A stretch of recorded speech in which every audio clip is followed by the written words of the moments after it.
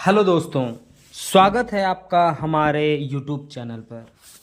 दोस्तों, आज के इस वीडियो में हम बात करेंगे कि अगर आप G+1 घर का कंस्ट्रक्शन कर रहे हैं, यानी कि ऐसा घर जिसमें ग्राउंड फ्लोर के साथ साथ आप फर्स्ट फ्लोर का भी कंस्ट्रक्शन करेंगे, यानी कि 2 मंजिला, नीचे का ग्राउंड फ्लोर और फर्स्ट फ्लोर 2 मंजिला घर का अगर आप कंस्ट्रक्शन कर रहे हैं तो आपको प्लिंथ बीम किस तरीके से बांधनी है, प्लिंथ बीम बांधते समय आपको किन सारी चीजों का ख्याल रखना है, क्या क्या आपको चीजें नोटिस करनी है, उसमें कितना सरिया डालना है, आपको रिंग किस तरीके का यूज करना है, कंक्रीट कैसा डालना है, ये सारी चीजों के बारे में हम आज आपको डिस्कस करेंगे।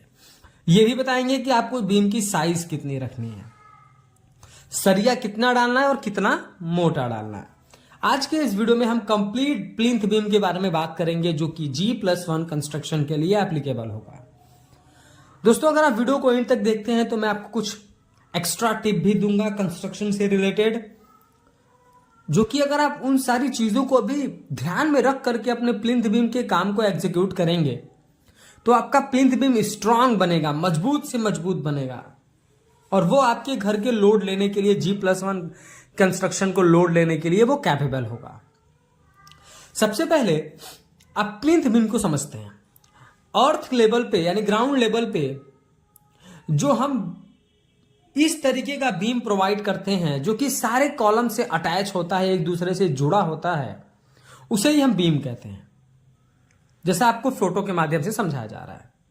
यह हमारा प्लिंथ बीम कहलाता है।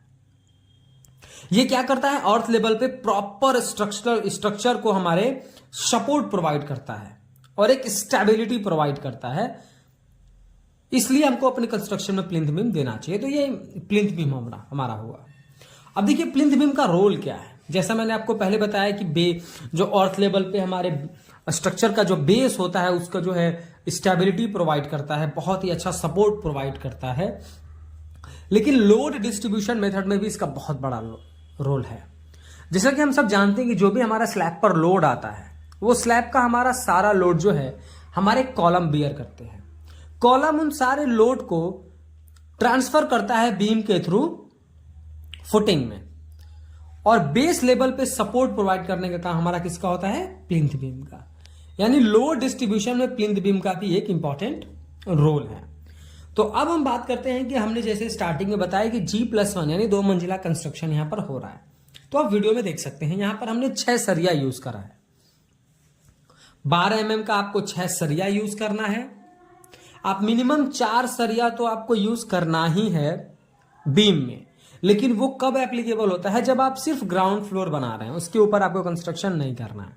लेकिन जैसे आपकी बिल्डिंग की हाइट बढ़ती जाएगी, वैसे बीम और कॉलम की मोटाई, थिकनेस और सरिया भी बढ़ता जाता है। आप समझिए कि हम अगर G+1 का कर रहे हैं तो हमको क्या है, 6 सरिया प्रोवाइड करना है, ठीक है, 12 mm का, जैसा आप वीडियो में देख रहे हैं। और जो इसकी साइज रखनी है वो 9 इंच बाई 9 इंच आप रख सकते हैं, वो अच्छा है, उसमें कोई प्रॉब्लम नहीं आएगी।